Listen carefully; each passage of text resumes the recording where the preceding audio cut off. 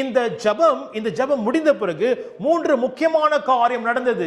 அந்த 3 முக்கியமான காரியம் என்றால் இடம் அசைந்தது. 31வது வசனம் சொல்லுகிறது, இடம் அசைந்தது என்று வேதம் சொல்லுகிறது. Why is it important for the building, for the place to be shaken? ஏன் இது முக்கியமாக இருக்கிறது? இப்போ வந்து இங்கே நிலநடுக்கம் நடந்துச்சுன்னா எல்லாம் அதிர்ச்சியா நம்ம வந்து ஓடிடுவோம் இந்த இடத்த விட்டு. எப்போதான் இந்த பில்டிங் விட்டு கீழே இறங்குவோம் தான் நம்ம எல்லாம் காத்திருப்போம்.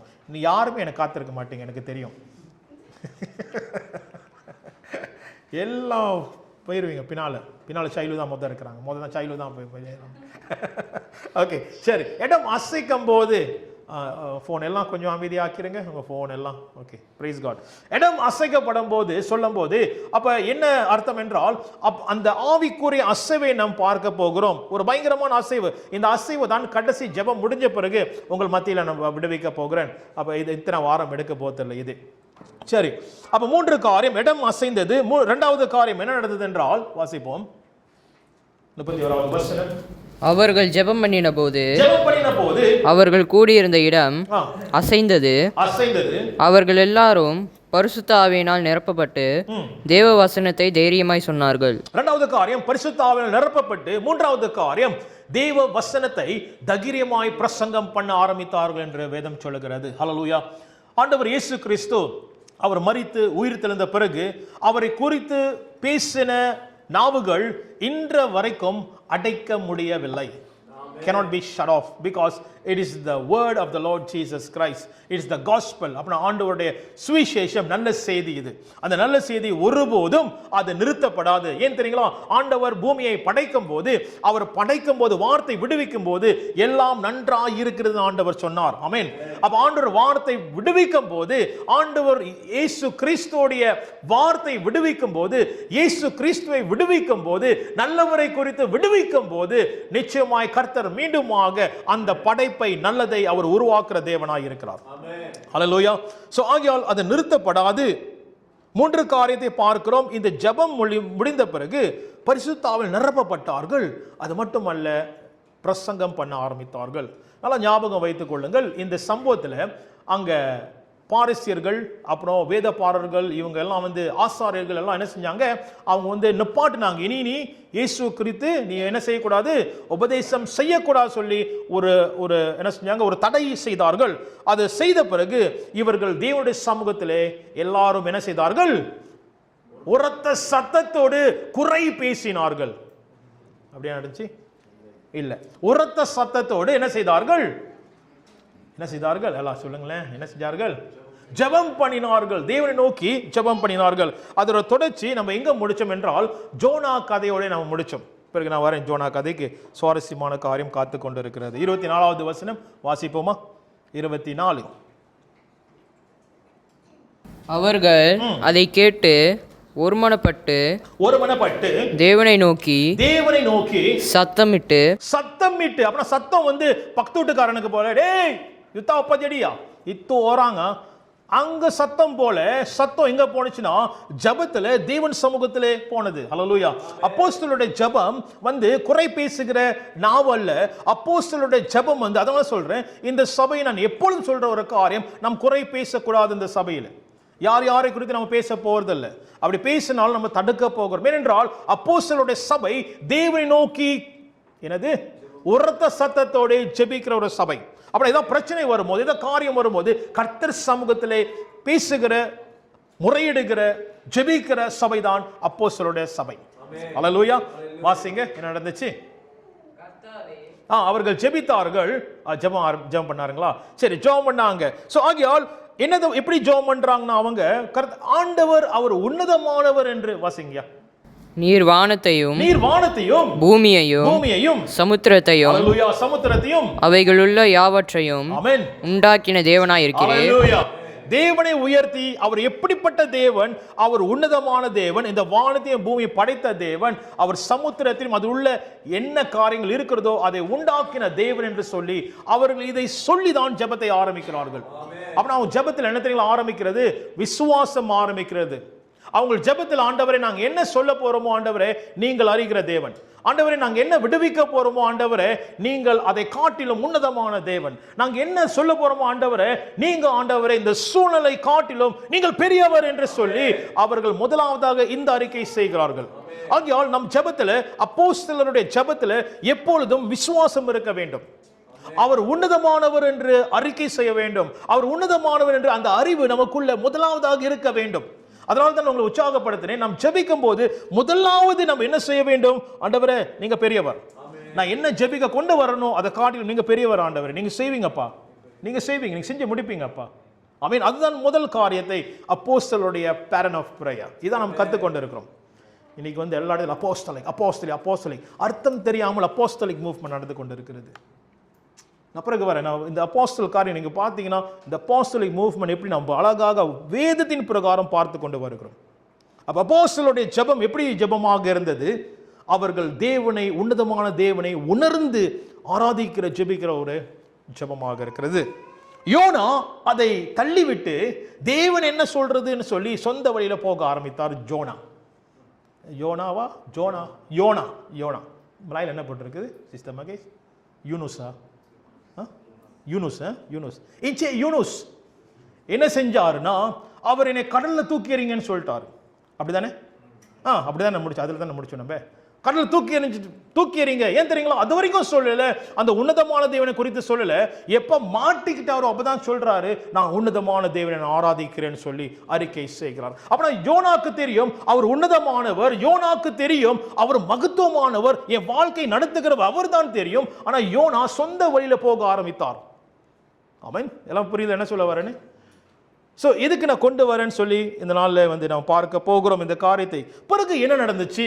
ஜோனா எல்லாரும் சேர்ந்து சந்தோஷமாக போடா சொல்லிட்டு இங்க தூக்கி எறிஞ்சாங்க, கடல்ல தூக்கி எறிஞ்சாங்க. யோனா பைபிள்ல யோனாவின் புத்தகம் 1வது அதிகாரம் எல்லாரும் எடுத்துக்கொள்ளுமா? யோனா 1வது அதிகாரம். என்ன நடந்துச்சு நம்ம பார்க்க போகிறோம்.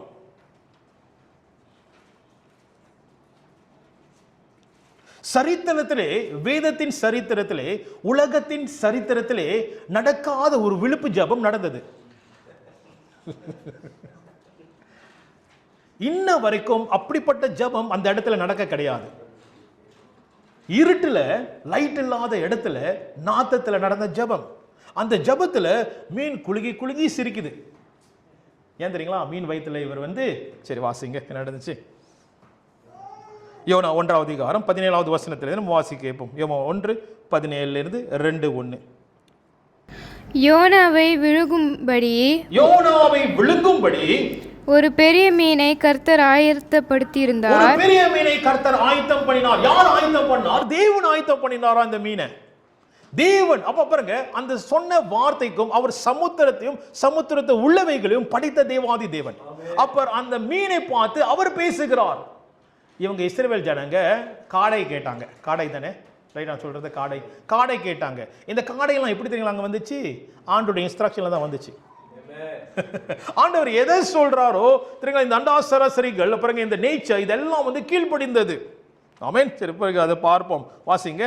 ஆண்டவர் கட்டளையிட்டார். என்னது? இந்த மீனை கட்டளையிட்டு வாசிங்க. அந்த மீன் வயிற்றிலே யோனா இராப்பகல் 3 நாள் இருந்தான். 3 நாள் 3 இரவு அவன் என்ன செய்கிறான்?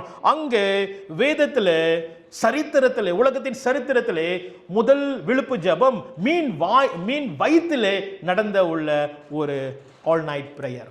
அல்லேலூயா. ஆமென். ஆல் நைட் பிரேயர் வந்து நடக்குது இங்க. ஆல் நைட் பிரேயர் இவர் வந்து அவர் திட்டமிடல. ஃபாஸ்ட். இன்னைக்கு சத்திர பாஸ்டர் ஃபாஸ்ட் பண்ணுவாங்களா? நீங்க வந்து தானே ஆகணும், இந்த கூட்டத்துக்கு வந்து தானே ஆகணும். He was forced to have. உள்ளுக்க மீன் வயிற்றுல இருக்கும்போது, நாத்தத்தில் இருக்கும்போது, இருட்டில் இருக்கும்போது வழி இல்லை, தப்பிக்கொள்ளும்படிக்கு வழி இல்லை. தப்பிக்கொள்ளுக்கு வழி இல்லாத அப்பதான் என்ன செய்வார்கள்? நம்ம எல்லோரும் என்ன செய்வோம்? உன்னதமான தேவனை நோக்கி பார்க்க ஆரம்பிப்போம். அல்லேலூயா. எப்போ இருட்டு வரும்போது, எல்லா பாதைகளும் க்ளோஸ் பண்ணும் போது, யோனா ஆண்டவர் மீனை ப்ரிப்பேர் பண்ணி மீன் என்ன செஞ்சு முழுங்கிருச்சு, வழி இல்லைப்பா நீ உள்ளுக்கு தான் சொல்லி மூடும் போது அப்போதான் யோனா என்ன செய்கிறார்? உன்னதமான தேவன், இப்படியாக அப்போஸ்தலர் உரத்த சத்தத்தோடு தேவனை நோக்கி கூப்பிடுது போல யோனா இப்பொழுது தேவனை நோக்கி கூப்பிடுகிறார். அது வரைக்கும் கூப்பிடல. அது வரைக்கும் என்ன செஞ்சாரு? நான் உன்னதமான தேவனை நான் ஆராதிக்கிறேன்னு சொல்லி சொன்னார், தவிர தேவனை நோக்கி கூப்பிடல. கப்பல்ல கூட யோனா தேவனை நோக்கி கூப்பிடல. கப்பல் என்ன செய்தார்? அவர் ஆழ்ந்த நித்திரையிலே அவர் இருந்தார். ஆழ்ந்த பயங்கரமான கனவு, என்னென்ன கனவு வந்துச்சோ தெரியல. ஆழ்ந்த நித்திரை கடந்தார். சரி, வாசிப்போமா? அந்த ஜெபம் ரொம்ப நல்லா இருக்கும். வாசிங்க எப்படி ஜெபிக்கிறார் என்று. அந்த மீனின் வயிற்றிலிருந்து யோனா தன் தேவனாகிய கர்த்தரை நோக்கி விண்ணப்பம் பண்ணி, விண்ணப்பம் பண்ணி, என் நெருக்கத்தில் நான் கர்த்தரை நோக்கி கூப்பிட்டேன். என் நெருக்கத்தில் நான் கர்த்தரை, எல்லாம் நெருக்கிருச்சு, மூடிடுச்சு. மூடினபடினாலே என் கர்த்தரை நோக்கி நான் கூப்பிட்டேன். பாருங்க, இந்த அளவுக்கு நாம் போக தேவையில்லை, இந்த இடத்துக்கு நம்ம போக தேவையில்லை. அதுக்கு முன்பதாகவே உன்னதமான தேவன் நம்மை நோக்கி பார்க்கிற உள்ள எனது பிள்ளைகளாக நம்ம இருக்க வேண்டும். நெருக்கம் வரும்போது தான் நோக்கி பார்க்க என்ன சொல்வது, அப்படிப்பட்டவர்களாக நம்ம இருக்காதபடிக்கு நெருக்கம் வருத்த முன்பதாகவே நம்ம என்ன செய்ய வேண்டும்? உன்னதமான தேவன் நோக்கி பார்க்கும்படி தான் கர்த்தர் இந்த வார்த்தையை வைத்திருக்கிறார். அல்லேலூயா. கடைசியில் வந்துதான் டாக்டர் சொல்லுவான், நோ ஹோப், உன் தேவனை நோக்கி கூப்பிடு. அப்ப என்ன செய்வாங்க? அப்பதான் எல்லாம் கதவு அடைக்கும் போது தான் தேவனை நோக்கி கூப்பிடுவார்கள். அப்போதான் கால் எங்கே போகும் தெரியுங்களா? ப்ரேயர் டவருக்கெல்லாம் போவோம், இந்தியாவுக்குலாம் போவோம், கால் அங்கங்கே போவோம். பார்த்துருக்கீங்களா? என்னமோ நடக்காத மாதிரி எல்லாம் பார்க்குறீங்க. அங்கே போவோம், அங்கே ப்ரேயர் டவர் போவோம், அங்கே போவோம். நல்லது, ஜெபம் நல்லது. ஆனால் என்ன சொல்கிறேன்னா, உன்னதமான தேவன் பரலோகம் கேட்கப்படும். The heaven must hear your prayer. உங்கள் ஜெபம். வாசிங்க, என்ன நடந்துச்சு? அவர் எனக்கு உத்தரவு அருளினார். நான் பாதாளத்தின் வயிற்றிலிருந்து கூக்குரலிட்டேன். பாதாளத்தின் வயிற்றிலிருந்து கூக்குரலிட்டேன். நீர் என் சத்தத்தை கேட்டீர். நிச்சயமா ஆண்டவர் கேட்டு கொண்டிருக்கார். ஏன்னா ஆயத்த பண்ணது அவர் தானே. வாசிங்க. சமுத்திரத்தின் நடுமையுமாகிய ஆழத்திலே நீர் என்னை தள்ளிவிட்டீர். அவர் ஜெபம் சொல்றாரு, சமுத்திரத்தை ஆழத்தில் தள்ளி விட்டு. ஏன் தெரியுங்களா? ஆழத்துக்கு கொண்டு போனார். அந்த ஆழத்துல தான் தேவனை தேடுவார் என்று சொல்லி கர்த்தர் கொண்டு போனார். இப்ப ஜோனா அந்த ஆழத்துல இருந்து அவர் தேவனை நோக்கி பார்க்கிறார். வாசிங்க. நீரோட்டம் என்னை சூழ்ந்து கொண்டது. நீரோட்டம் என்னை சூழ்ந்து கொண்டிருக்கிறது.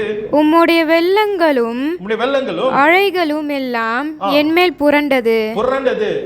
மீன் வயித்துல புரண்டிட்டு இருக்காரு. வாசிங்க. நான் உமது கண்களுக்கு எதிரே இராதபடிக்கு தள்ளப்பட்டேன். ஆதிலும் இன்னமும் உம்முடைய பரிசுத்த ஆலயத்தை நோக்குவேன் என்றார். உம்முடைய பரிசுத்த, 4வது வசனம் அது. உம்முடைய பரிசுத்த ஆலயத்தை நோக்கி நான் நோக்குவேன். அவள் என்னது இங்கிலீஷ்ல என்ன போட்டிருக்கு? அவள் look up. I will look again to your holy temple. ரைட்டா? அப்ப look again. அப்புறம் இது வரைக்கும் அவர் செய்ய கிடையாது. அப்ப என்ன இங்க பார்க்கிறோம் என்றால், இஸ் இன்ட்ரெஸ்டிங் என்னன்னா தெரியுங்களா? 7வது வசனம் கூட அப்படியாக, என் ஜெபம் உங்களுக்கு நேராக நான் ஏறெடுக்கிறேன் சொல்லி இப்பதான் யோனாக்கு தெரியுது. மீன் வாய்த்துல போன பிறகுதான் யோனாக்கு தெரியுது, எனக்கு வேற வழி இல்லை, அந்த உன்னதமான தேவனை நோக்கி நான் ஜெபிக்க வேண்டும். அல்லேலூயா. அப்ப தேவ பிள்ளைகளே, இந்த நாளிலே நம்மளுடைய ஜெபம் எல்லாம் என்று உன்னதமான தேவனே உம்மை நோக்கி பார்க்கிறேன் என்று நாம் நிற்க வேண்டும். நம் ஜெபத்தை விட்டு நம்ம தெரியுங்களா, அவர் விசுவாசம் அவர் மேல் விட்டு நாம் சொந்த வழியில போகும்போது ஜோனாவோட கதை தான் நம்ம வாழ்க்கையில வர ஆரம்பிக்கும். அந்த இக்கட்டான நெருக்கம் வர ஆரம்பிக்கும் போது தான் நம்ம தேவனை கூப்பிடுவோம். கிருபை இருந்தால் மீனை அனுப்புவார், கிருபை இல்லாவிட்டால் நமக்கு ஈசித்தம் பாட்கோசம். ஏன்னா நமக்கு தெரியாது என்ன நடக்கும், நம்மளுக்கு தெரியாது, அது கர்த்தருக்கு தான் தெரியும். அதான் சொன்னேன், மீன் என்னன்னா கிருபை. ஆண்டவர் கிருபையை அனுப்பினார். அந்த மீன் பேரு கிராப் இல்லை, நான் சிலாப சொல்லிட்டேன், அந்த மீன் பேரு கிரேஸ். ஹல்லேலூயா, ஆமென். சரி, என்ன நடந்துச்சு? 9வது வசனம் வாசிப்போமா? நானேவெனில், என்னது திருப்பி வாசிங்க. நானோவெனில் துதியின் சத்தத்தோடு உமக்கு பலியிடுவேன். நான் பண்ணின பொருத்தனையை செலுத்துவேன். இப்ப மனம் திரும்புகிறார். நான் பண்ணின பொருத்தனை நான் செலுத்துவேன் என்று இப்ப இந்த பொருத்தனை செய்கிறார். வாசிங்க. ரட்சிப்பு கர்த்தருடையது என்று அவன் என்றான். ரட்சிப்பு, the salvation is the Lord என்று சொல்லி அறிக்கை செய்யணும். அப்புறம் ரட்சிப்பு, ஆண்டவரே நீங்க தான் என்னை காப்பாற்றுகிற தேவன், உன்னதமான தேவன் என்று யோனா அறிக்கை செய்கிறார். ஆமென். இந்த ரட்சிப்பை குறித்து நம்ம பிரசங்க கேட்டோம் தானே? நம்ம எங்க கேட்டோம்? பிரசங்கர் உட்கார்ந்திருக்காரு பாருங்க.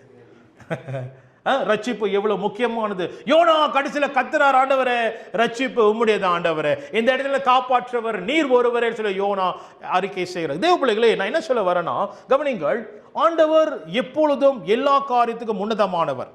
அப்ப நம்ம அவருடைய திட்டத்தை விட்டு, அவருடைய பிளான் விட்டு நம்ம வந்து தூர போனா ஆபத்து காத்து கொண்டு இருக்கிறது. அப்ப அவர் உன்னதமான தேவன் நம்ம அறிக்கை செய்யும் போது நாவல் அல்ல, நம்மளுடைய வாழ்க்கையில உன்னதமான தேவன் நம்ம வாழ்க்கையில் இருக்க வேண்டும். அப்படின்னா உங்களுக்கு தெரியும் ஆண்டவரே நான் செய்கிறேன், உமக்கு தெரியும் ஆண்டவரே நான் நடக்கிறேன், உமக்கு தெரியும் ஆண்டவரே இந்த பாதையில் நான் போறேன்னு சொல்லி நாம் கீழ்ப்படியும் போது தான் உன்னதமான தேவன் நம்ம வாழ்க்கையில் அறிக்கை செய்கிறோம். அல்லேலூயா. எல்லாம் கூட இருக்கீங்களா? சரி, ஆண்டவர் என்ன செய்றார்? 10வது வசனம் வாசிங்க. அப்படி அவர் செய்யும் போது, தேவ பிள்ளைகளே, அப்படி நீங்க செய்யும் போது, நீங்கள் நானும் அப்படி கீழ்ப்படியும் போது, அப்படி அவர் சித்தத்தின் பிரகாரம் தேவனே நீங்க நடத்துங்கப்பா உங்க வாழ்க்கை நான் கீழ்ப்படுகிறேன்னு சொல்லும் போது தான் என்ன நடக்கும்னா, என்ன செஞ்சாரு வாசிங்களேன். கர்த்தர் மீனுக்கு கட்டளையிட்டார். திரும்பி ஆண்டவர் மீண்டும் பேசுறார். ஹல்லேலூயா. ஆமென். இது கேட்டோனே எனக்கு சந்தோஷமா இருந்துச்சு. ஆண்டவர் மீனிட்ட பேசினார்.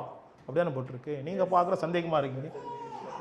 எத்தனை பேர் என்கிட்ட கேட்டிருக்காங்க தெரியுங்களா? கர்த்தர் பேசுவாரா? கர்த்தர் குரல் எப்படி? ஐயோ, மீன்ட பேசினார்.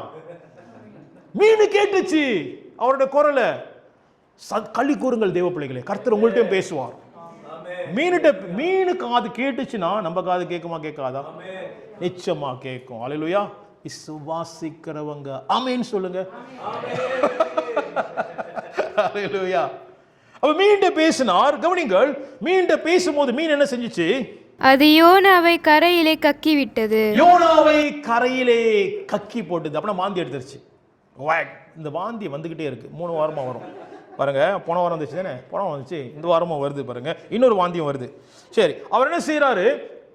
மீன் என்ன செய்யுதுன்னா, மீன் கக்குது. எங்க கக்குதுன்னா டிரை லைன்ல கக்குது. எப்ப கர்த்தர் உன்னதமானவர், ரட்சிப்பு உங்களுடைய ஆண்டவரே, நீங்க தான் பெரியவர், நான் பணிகிறேன் சொல்லும் போதுதான் கர்த்தர் விடுதலையை திறந்து நம்மளுக்கு கொடுப்பார். அல்லேலூயா. அந்த ஜெபத்துல, நம்மளுடைய ஜெபத்துல எப்ப தேவன் யோனா ஜெபம் பண்றாரு. ஜெபத்தை குறித்து நான் பார்த்து கொண்டு வரோம். நம்ம யோனா ஜெபம் பண்றாரு, ஆண்டவரே நீங்க தான் உன்னதமான ஆண்டவரே, இதோ கர்த்தாவே நான் பணிகிறேன் ஆண்டவரே, நான் என்ன பொருத்தனை செய்தனோ நான் அதை செய்யறேன்னு சொல்லும் போதுதான் ஆண்டவர் யோனாவை மீனை என்ன செய்யறார்? கட்டளையிடுகிறார். பாரு போய் கக்கு. யோனா மனம் திரும்பிட்டான். நான் உன்னதமான தேவன் அறிக்கை செய்கிறான்னு சொல்லி மீன் என்ன செய்து போயிட்டு எங்க கக்குது? தரையில் போயிட்டு. அதுவும் பாருங்க, மீன் இது விசேஷமான உள்ள லாலா மூவ், இது பயங்கரமான கிரேஸ் மூவ். போய் கரையில் தான் கக்குனுச்சு. அது வந்து தெரியுங்களா, தூரத்தை கக்கல. ஜோனா இது வரைக்கும் தான் பே நீஞ்சி போயிருன்னு சொல்ல கிடையாது, கரையில் போய் கக்குனுச்சு. அப்பனா எந்த இடத்துல சேரணுமோ கர்த்தர் அந்த இடத்துல போய் சேர்ப்பார். மீன் கீழ்ப்படுந்துச்சு. பார்க்க போனா மீனுக்கு ஆபத்து. ஒரு பெரிய மீன் கரை வரைக்கும் போனுச்சுன்னா ஆபத்து. ஆனால் மீன் கரையில் போயிட்டு கக்கினுச்சுன்னு வேதம் சொல்லுகிறது. கர்த்தருக்கு நாம் கீழ்ப்படியும் போது அவர் கரை சேர்ப்பார். அல்லேலூயா. கரை சேர்ப்பார். சரி, அப்ப இந்த என்ன செய்த மீன் என்ன செஞ்சுச்சு? வாந்தி எடுத்துச்சு. எங்க போனுச்சு? ஆண்டவர் சித்தத்தை செய்யும்படிக்கு வாந்தி எடுத்துச்சு. அப்ப நான் ஆராய்ச்சி பண்ணும்போது திடீர்னு டைவர்ட் பண்ணுது. நானும் இப்ப டைவர்ட் பண்ண போறேன். ஆனா வாந்தின்னு சொல்லும் போது ஆண்டவரும் என்ன செய்கிறார்? அவர் உன்னதமான தேவன் என்று அறிக்கை செய்யாமல் இருக்கும் போது இது நல்ல வாந்தி. ஆனா ஆண்டவர் சொல்லுகிறார், நான் வாந்தி பண்ணி போடுவேன் சொல்லுகிறார். எடுத்துக்கொள்ளுங்கள். எங்க இருக்குது? வெளிப்படுத்தல் 3வது அதிகாரம்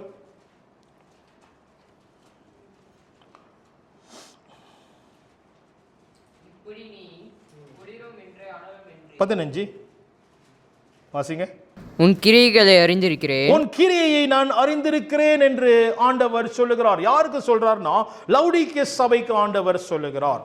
லவுடிக்கே சபை வந்து ஆண்டவர் கடினமாய் பேசினார். இந்த சபைக்கு தான் கடைசியில் வருகிறது என்ன வார்த்தைனா, இதோ வாசப்படி நின்று நான் கதவை தட்டுகிறேன். ஒருவன் கதவை, யாருக்குன்னா இந்த சபைக்கு தான் ஆண்டவர் பேசினார். இந்த சபை அவர் உன்னதமான தேவன் என்று அறிக்கையிடாமல் வேற காரியம் தேவனுக்கு மேலாக இருக்க ஆரம்பிச்சது. அது பிறகு நம்ம பார்க்க போறோம் இந்த வசனத்துல. வாசிங்க. நீ குளிரும் அல்ல அனலும் அல்ல. நீ குளிரும் இல்ல அனலும் இல்ல. ஐஸ் தண்ணியிலும் சுடு தண்ணியும் இல்ல. ஐஸ் தண்ணி இருந்தா பரவாயில்ல, சுடு தண்ணி இருந்தா பரவாயில்ல. சுடு தண்ணி குடிச்சா நல்லா இருக்கும். சுடு தண்ணி சில பேருக்கு சுட சுட கேட்பாங்க, நல்லாயிருக்கும். டீ காஃபிலாம் சுட சுட வந்தால் நல்லாயிருக்கும். அப்புறம் ஜூஸ் வந்து ஐஸாக வந்தால் நல்லாயிருக்கும். அனலும் இல்லை குளிரும் இல்லை. இது வந்து அர்த்தங்கள் இருக்குது. வாசிங்க. நீ குளிராயாவது நீ குளிராயாவது அனலாயாவது இருந்தால் நலமாயிருக்கும். ஆண்டவர் சொல்ல பாருங்க, நீ இப்படி இருந்தால் இப்படி நலமா இருக்கும். ஆனாலும் நீ எப்படி இருக்கனா, இப்படி நீ குளிரும் என்று அனலும் என்று வெதுவெதுப்பா இருக்கிறபடினால் வெதுவெதுப்பாய் லுக்வம் வெதுவெதுப்பாய். அப்ப அனலும் இல்லை குளிரும் இல்லை, வெதுவெதுப்பாய் இருக்கிறபடினாலே நான் உன்னை என் வாய் நின்று வாந்தி பண்ண போடுவேன். மூணாவது வாந்தி. முதல் வாந்தி காசிப் வாந்தி போன வாரம். ரெண்டாவது வாந்தி மீன் வாந்தி. இது நல்ல வாந்தி, தரிசனத்துக்கு கொண்டு போய் விடுகிற வாந்தி. ஆனால் இந்த பிரசங்க பாஸ்டர் 2 வாரமா வாந்தி பற்றி தான் பேசுறாரு. மூணாவது வாந்தி என்ன வாந்தினா, கர்த்தர் வாந்தி பண்ண போட்டுருவேன்னு சொல்றாரு. அப்ப யாரை எப்படிப்பட்டவர் ஆண்டவர் வாந்தி பண்ண போடுறாருன்னா, வாசிங்க கீழே என்ன எழுதியிருக்கும், நீ நிர்பாக்கியமுள்ளவனும் பரிதபிக்கப்படத்தக்கவனும் தரித்திரனும் குருடனும் நிர்வாணியமாய் இருக்கிறதை அறியாமல் நான் ஐஸ்வர்யவான் என்றும் திரவிசியம் பண்ணேன் என்றும் எனக்கு ஒரு குறைவும் இல்லை என்றும் சொல்லுகிறபடியால், because you say எங்க தெரியுங்களா, because you say I am rich. அவங்க என்ன சொல்றாங்க, லவுடிக்கே சபை சொல்றாங்க நாங்க பணக்காரங்க. அப்ப உன்னதமான மேல நிக்கிறது என்ன தெரியுங்களா, சொல்லுங்களேன். மேல நின்றது என்னது அவங்க வாழ்க்கையில? பெருமையா இல்ல, மேல நின்றது என்னது? காசு, பணம். அப்ப அவங்க நினைக்கிறாங்க, நான் காசு இருக்கிறதுனால நான் எல்லாத்துலயும் மேலாக இருக்கேன், I am top of the world அப்படின்னு நினைக்கிறாங்க. அப்ப ஆண்டவர் சொல்றார், இங்க பாரு, நீ சொல்ற நான் ஆசீர்வதிக்கப்பட்டேன், பணத்தில் ஆசீர்வதிக்கப்பட்டேன் என்று நீ சொல்ற. அப்ப ஆண்டவர் சொல்லுகிறார், அதான் சொல்றேன். இங்கிலீஷ் சர்ச்சில் நான் சொன்னேன், your identity is not on the wealth. உன்னோட அடையாளம் வந்து பணத்தில் அல்ல, நம்மளோட டைட்டில் அல்ல, உன்னோட அடையாளம் கிறிஸ்துக்குள்ள இருக்கிறது. அல்லேலூயா. அப்ப தேவன் லவுடிக்கே சபைக்கு அந்த அடையாளத்தை காண்பிக்கிறார். என்கிட்ட ஒரு சகோதரர், ஒரு பையன் வந்து சொல்றான், என்னைய வந்து கர்த்தர் எப்படி ஆசீர்வதிச்சார், கர்த்தர் இப்படி நடத்துறாரு பாருங்க அப்படின்னு சொல்லிட்டு அவர் பெருமையா பேசினார். அப்ப நான் சொன்னேன், கர்த்தர் உன்னோடு கூட இருக்கிறார், நீ கர்த்தரோடு கூட இருக்கிறன்னு சொல்லி இது அடையாளம் கிடையாது. It is not the measurement for your spiritual life. Amen. பாருங்க, இந்த சபை கர்த்தர் பேசுறார், லவுடிக்கே சபை கர்த்தர் பேசுகிறார், நீ பணக்காரன் என்று சொல்லுகிறாய். அப்புறம் வெல்தி, நான் வந்து சொத்து எல்லாம் எனக்கு இருக்குது, வெல்த்தியா நான் ஆயிட்டேன்னு சொல்லி ஒண்ணுமே எனக்கு தேவையில்லை. பணக்காரனுக்கு ஒண்ணுமே தேவையில்லை, கஷ்டப்படுறவங்களுக்கு தான் தேவை, எனக்கு ஒண்ணுமே தேவையில்லைன்னு சொல்லி அவங்க பெருமை பாராட்டி கொண்டு இருக்கிறார். ஆனா ஆண்டவர் அவங்களை பார்த்து என்ன சொல்லுகிறார், ஆண்டவர் சொல்றார், நீ வந்து you are wretched, you are miserable, poor, blind. கவனிங்க, ஆண்டவர் சொல்றாரு பாருங்க, நீங்க லவுடிக்கே, நீங்க ஒவ்வொரு சபை, இந்த அப்போஸ்தல சீரி முடிஞ்சோன்னே ரெவலேஷன் சீரி ஆரம்பிக்கும். 7 சபை குறித்து பேசுவேன். அது எத்தனை வருஷம் எடுக்க போகுதுன்னு தெரியல.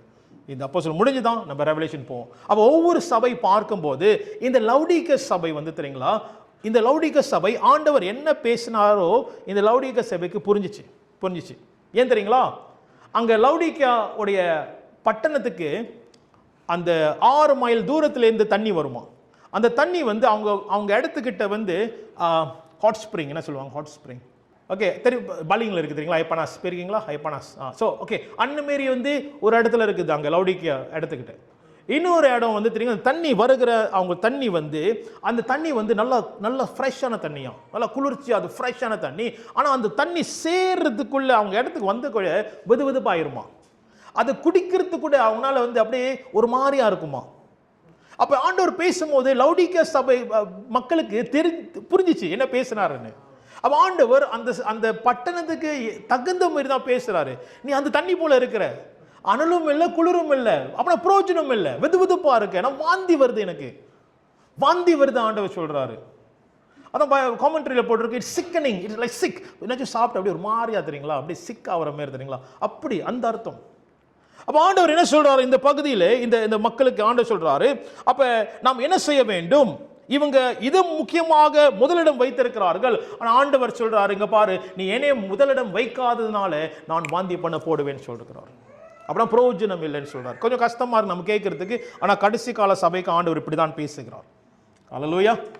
மாவ் தமாவ் தூஹான் சக்கா. சரிங்களா, சரி. இவன் யோனா கதை பார்த்தோம். இப்படி உன்னதமான தேவனை அவன் மதிக்கவில்லை. மீண்டுமாக செபித்து கர்த்தர் யோனாக்கு விடுதலை கொடுத்தார். ஆமென். கொண்டு போனார். அதே வேளை நாம் பார்த்தோம், கர்த்தர் இப்படிப்பட்ட உள்ள அவர் மகிமைப்படுத்தாத வாழ்க்கையில இருந்தோம் என்றால் கர்த்தர் ஒரு நாள் வாந்தி பண்ண போடுவார். அல்லேலூயா. கடைசி கால சபை, அப்போஸ்தலருடைய சபை வாந்தி பண்ண, எப்படி சொல்றது, கர்த்தர் வாந்தி எடுக்க கூடாது. அது ஆண்டவர் எச்சரிக்கை செய்கிறார். ஆமென். ஏன்னா ஆண்டவர் வெளிப்படுத்தல கடைசி ஆண்டவர் பேசுகிறார், சபைக்கு பேசுகிறார். நாம் என்ன பார்த்தோம்? சபை ஆரம்பத்தை பார்த்தோம், இப்படி ஜெபித்தார்கள் என்று. கடைசியில் வெளிப்படுத்தல பார்க்கிறோம் எப்படி ஆண்டவர் சபையை பார்க்கிறார் என்று சொல்லி. நாம் கற்றுக்கொள்ள வேண்டும், அவர் உன்னதமானவர், நாம் அது பிரகாரம் நடக்க வேண்டும் என்று. சரி, இதே சம்பவத்தில் இப்படி இந்த உன்னதமான தேவன் இன்னொரு சம்பவத்தில் வச்சுக்கோமே, நம்ம எல்லாம் கர்த்தர் சித்தத்தின் பிரகாரம் போய் கொண்டு இருக்கிறோம். ஆமென். சந்தோஷமான காரியம். ஆமென். நம்ம எல்லாம் ஒரு படகுல இருக்கும், கர்த்தர் சித்தத்தில் போய் கொண்டு இருக்கும். யோனா போல, யோனா வந்து கர்த்தர் சித்தம் உன்னதமான தேவனை விட்டு போனாரு. ஆனால் வச்சுக்கோமே, நம்ம எல்லோரும் உன்னதமான தேவனை நோக்கி நாம் போய் கொண்டு இருக்கிறோம். ஹல்லேலூயா. நம்ம அந்த படகுல இருக்கும். ஹல்லேலூயா. அந்த படகுல பிரதர் ரூபன் முன்னுக்கு ஓட்டிட்டு இருக்கிறாரு படகு. ஆமென். நீங்க எல்லாம் சேர்ந்து தெரியுங்களா அந்த படகை வந்து ஓட்டிக்கிட்டு இருக்கீங்க. அந்த படகுல இயேசு அவர் என்ன செய்து கொண்டு இருக்கிறார்? தூங்கிட்டு இருக்கிறார். ரைட்டு. வாசிப்போமா? மார்க் 4 அதிகாரம். மார்க் 4 அதிகாரம் எடுத்துக்கொள்வோம்.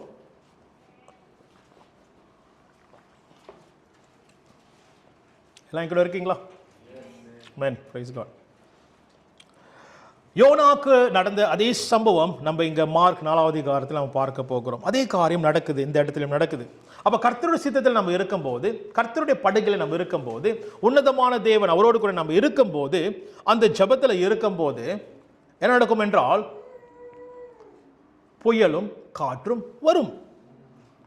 வராதுன்னு இல்லை, யோனாக்கு வந்தது போல ஆண்டவரை எனக்கு வரக்கூடாது இல்லை, வரும், நிச்சயமாக வரும். Storm will come. யோனா லைஃப்ல வந்துச்சு. ஆனா அது யோனாவை அலக்களிக்கும்படிக்கு, யோனாக்கு சித்தத்தை கொண்டு போகும்படி வந்துச்சு.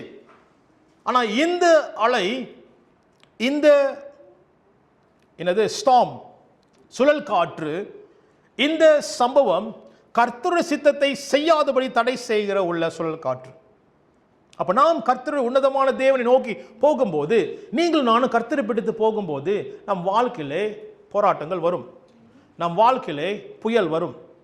வராதுன்னு இல்லை, வரும். நம் வாழ்க்கையிலே கடல் கொந்தளிக்கும், வரும், நிச்சயமாக வரும். வாசிங்க 37. அப்பொழுது பலத்த சுழல் காற்று உண்டாகி, பலத்தின் சுழல் காற்று உண்டாகி, படகு நிரம்பத்தக்கதாக அலைகள் அதன் மேல் மோதிற்று. கப்பலின் திருப்பி வாசிங்க, திருப்பி வாசிங்க அந்த பகுதி. அப்பொழுது பலத்த சுழல் காற்று உண்டாகி, படகு நிரம்பத்தக்கதாக அலைகள் அதன் மேல் மோதிற்று. கப்பலின் பின்னணியத்தில் அவர் தலையணியை வைத்து நித்திரையாய் இருந்தார். எப்படி தூங்கினார் ஆண்டவரே? எப்படி தூங்கினாரு? அங்க யோனா வந்து கீழே ஆழ்ந்த நித்திரையில் இருந்தாரு, இவர் தலவாணி போட்டு தூங்கிட்டு இருக்கிறார். யாரு? ஆண்டவர் இயேசு கிறிஸ்து தலகாணி போட்டு தூங்கி கொண்டு இருக்கிறார். ஆண்டவர் பிரச்சனை என்னது? பயங்கரமான பிரச்சனை, பயங்கரமான சூழ்நிலை, கடல் கொந்தளிக்குது. ப்ரொஃபஷனல் ஃபிஷர்மேன், பயங்கரமான தெரியுங்களா மீனவர்கள். இவங்க வந்து தெரியுங்களா சாதாரண மீனவர்கள் அல்ல, இவங்க திறமையான மீனவர்கள். ஆனா அவங்களே வந்து ஆடிட்டாங்க.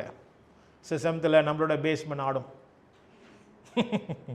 நம்மளுடைய கான்கிரீட் ஆடும், செமத்தில் நம்ம போட்ட ஃபவுண்டேஷன் ஆடும். நம்ம எப்படி பயங்கரமான ஃபவுண்டேஷன் போட்டாலும் செமத்தில் நம்மளுடைய ஃபவுண்டேஷன் ஆடும். இவங்களோட ஃபிஷர்மேனோட ஃபவுண்டேஷன் ஆடிருச்சு. ஆடும் போது என்ன நடந்துச்சு? வாசிங்க சிஸ்டர். இங்க விட்டீங்க. கப்பலின் பின்னணியில் அவர் தலையணையை வைத்து நித்திரையாயிருந்தார். அவர்கள் எழுப்பி போதுகிறே, நாங்கள் மடித்து போகிறது உங்களுக்கு கவலையா இல்லையா என்றார்கள். நீங்க கவலை இல்லையா? பாருங்க, எல்லா காரியம் நடந்துச்சு. யோனா லைஃப்ல நடந்த யோனாவோட சம்பவம் என்ன நடந்துச்சு? அதே காரியம் இங்க நடந்துச்சு. கவலையை போயிட்டு எழுப்புனாங்க. அங்க போயிட்டு யாரை எழுப்புனாங்க? யோனாவை எழுப்பினாங்க. இங்க யாரை எழுப்புறாங்க? இயேசுவை எழுப்புறாங்க. நீங்க பாத்தீங்கன்னா எல்லாம் சேமா வந்துகிட்டே இருக்கும். இயேசுவை எழுப்புறாங்க. நம்ம லைஃப்ல அப்படிதான். நம்ம பிரச்சனை வரும்போது கர்த்தர் நல்லா தான் போயிட்டு இருக்கேன் ஆண்டவரே, நல்லா தான் உங்களை துதிச்சு போயிட்டு இருக்கேன், நல்லா தான் ஆண்டவரே சர்ச்சுக்கு வந்துட்டு இருக்கேன், நல்லா தான் ஆண்டவரே ஜெபிச்சுட்டு இருக்கேன், ஏன் ஆண்டவரே இந்த சோதனை? ஹல்லேலூயா. சில பேர் இப்படியா சொல்லுவாங்க, எப்போ கர்த்தருக்குள் உண்மையா வர ஆரம்பிச்சு அப்பதான் பிரச்சனையே ஆரம்பிச்சிச்சு. எப்போ நான் சர்ச்சுக்கு வந்து அப்பதான் பிரச்சனையே ஆரம்பிச்சிச்சு. சமயத்தில் நம்மளுக்கு பாடுகள் வந்து பயங்கரமா விசித்திரமா வரும். சமயத்தில் நம்மளுக்கு புரியாது கர்த்தர் என்ன செய்கிறார் என்று சொல்லி. ஸோ இப்படிப்பட்ட சுழல் காற்று வரும்போது, வாசிங்க சிஸ்டர், என்ன நடந்துச்சு? யார்? ஆண்டவர் எழுந்திருக்கிறாரு. அவர் எழுந்து காற்றை அதட்டி கடலை பார்த்து என்ன சொன்னாரு? நிறையாதே, அமைதலாய் இரு என்று.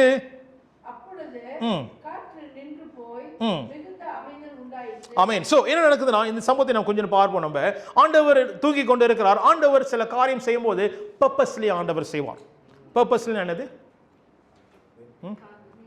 காரணத்தோட ஆண்டவர் செய்வார், நோக்கத்தோட ஆண்டவர் செய்வார் சில காரியம். இப்ப ஆண்டவர் அமைதியா இருக்கார், அவர் தூங்கிக்கிட்டு இருக்கிறாரு. அவர் அப்ப என்ன எதிர்பார்க்கிறார்னா, அவர் உன்னதமானவர், மெஸ்ஸாயா என்று இவர்கள் அறிந்து கொள்ளும்படிக்கு, இவர்கள் அப்படியாக அந்த விசுவாசத்திலே அவர்கள் செயல்படும்படிக்கு ஆண்டவர் எதிர்பார்த்தார். ஆமென். இதை நம்ம கற்றுக்கொள்ள வேண்டும். நம்ம இப்படி உன்னதமான தேவன் மேல் விசுவாசம் வைக்க வேண்டும் நம்மளோட ஜெபத்துல. ஆமென். இதுதான் இந்த கருப்பொருள் இந்த இரண்டாவது பகுதியில். அப்ப என்ன செய்யறாங்க இவங்க? ஆண்டவரை எழுப்புகிறார். பாருங்க, நம்ம சூழ்நிலை போகும்போது, பிரச்சனை போகும்போது ஆண்டவர் நம்மள்ட்ட என்ன எதிர்பார்க்க? அந்த விசுவாசம். இல்லப்பா அவனால முடியும், நீ போ. ஆண்டவர் என்ன எதிர்பார்க்கிறார்? நீ ஜெபம் பண்ணு, முடியும். நான் இறங்க தேவையில்லை, நான் எந்திரிக்க தேவையில்லை, நான் உனக்கு விசுவாசம் கொடுத்திருக்கிறேன். ஆண்டவர் சொல்றாருல, அதிகாரம், எல்லா அதிகாரம் எனக்கு கொடுக்கப்பட்டிருக்குது, புறப்பட்டு போ என்று ஆண்டவர் சொல்லுகிறார். அப்ப ஆண்டவர் நமக்கு கற்றுக் கொடுக்கிறார், நீ செயல்பட வேண்டும் என்று. அல்லேலூயா. அதனால தான் ஒரு நல்ல வெளிப்பாடு வந்தது. என்னவென்றால், நம்ம பேசிக் கொண்டிருந்தோம், ஆண்டவர் இயேசு சிலுவைக்கு போகும்போது, சிலுவை சுமந்து கொண்டு போகும்போது அவர் சிலுவை சுமக்க முடியல. அப்ப சிலுவை சுமக்க முடியாதனால சிமோன் என்று, சைரேன் உள்ள சிமோன் வந்து தூக்கும்படிக்கு அங்கே கொண்டு வரப்பட்டான். அவன் தூக்குறான் அந்த சிலுவையில். அப்போ நான் ஜோமனி கேட்டு, ஆண்டவரே ஏன் இந்த உங்களுடைய சிலுவை, இது உங்களுடைய சிலுவை ஆண்டவரே, கொல்கோத்தா கொண்டு போகிற சிலுவை ஏன் அடையாளம் இல்லாதவன் வந்து தூக்கணும் அப்படின்னு சொல்லி நான் பார்க்கும்போது பயங்கரமான ரகசியம் இந்த சீமோனை குறித்து இங்கிலீஷ் ஆராதனை நம்ம பேசணும். பயங்கரமான ஒரு வெளிப்பாடு சீமோனை குறித்து. யார் இவன் சொல்லும்போது, அப்ப ஆண்டவர் என்ன செய்கிறார் பாருங்க, அந்த பரலோக திட்டத்தில் அந்த சிலுவை சுமக்கிறதுல உனக்கும் ஒரு பங்கு உண்டு என்று சொல்லி ஆண்டவர் அங்க காண்பிக்கிறார். கவனிங்கள், கர்த்தருடைய அசைவிலே நமக்கும் ஒரு பங்கு உண்டு. அப்ப ஆண்டவர் இயேசு கிறிஸ்து எல்லாம் அவர் கிரியை செய்கிற தேவன் தான். ஆனாலும் இப்ப என்ன செய்கிறார்? அப்போஸ்தல சபை நீங்கள் கிரியை செய்ய வேண்டும் என்று ஆண்டவர் கட்டளையிடுகிறார். அப்ப நம்ம விசுவாசத்தோட எழும்பணும். ஆண்டவர் என்ன எதிர்பார்த்தார்னா, கடல் கொந்தளிக்கும் போது நீங்க கட்டளையிடுவீங்க ஆண்டவர் எதிர்பார்த்தார். ஆமென். யாரு செஞ்சிருக்கீங்க? மழையை பார்த்து நீ நெல்லு, மழை பெய்யாது எனக்கு ஜோம் பண்ணிருக்கீங்களா? சிரிக்கிறீங்க. ஆமா, நீங்க செஞ்சிருக்கீங்க. ரைட். நானும் செஞ்சிருக்கேன். மோட்டரில் போயிட்டு இருக்கோம், ஆண்டவரே நான் செஞ்சிருவேன், ஆண்டவரே ஊழியத்துக்கு போயிட்டு இருக்கேன், ஆண்டவரே. கிருபையில் ஆண்டவர் செஞ்சிருக்கிறார். எத்தனை தடவை தெரியுங்களா? மழை அங்க பெய்யுது இங்க பெய்யல கூட நம்ம பார்த்துருக்கோம். கர்த்தர் கிருபை உள்ளவர். அப்ப ஆண்டவர் வல்லமையுள்ள தேவன். அந்த விசுவாசத்தை நீங்கள் பயன்படுத்தும்படி, உன்னதமானவரை நோக்கி ஜெபிக்கும்படி, ஜனங்கள் இதை பார்க்கும்படி, அவர் நாவும் மகிமைப்படும்படி கர்த்தர் எதிர்பார்க்கிறார். ஆமென். ஹல்லேலூயா. எல்லாம் கூட இருக்கீங்களா? ஆமென். ரொம்ப பாடிராதீங்க, பின்னாங்க பஞ்சமாயிரும், தண்ணி இல்லாம ஆயிரும். சரி, என்ன நடந்துச்சு? யோனாவுடைய கதையிலே கிருபை வந்தது போல சில நேரத்தில் நம்முடைய வாழ்க்கை பாதையில வந்து இப்படிப்பட்ட சூழ்நிலை வரும்போது நம்ம தடுமாறிடுவோம். நம்ம தடுமாறிடுவோம். சில நேரத்தில் நம்மளுக்கு தெரியாது என்ன செய்யறதுன்னு. உன்னதமான தேவன் உண்மைதான், பச நீங்க பிரசங்கம் பண்ணது உண்மைதான், பிரச்சனை நான் தானே கடந்து போறேன், எனக்கு தானே தெரியும், உண்மைதான். இங்குதான், இந்த இடத்துல தான் ஆண்டவர் என்ன செய்கிறார்? அந்த இடத்திலும் ஒரு கிருபை தருகிறார். ஆமென். என்ன கிருபை தெரியுங்களா? சொல்லுங்க, என்ன கிருபை?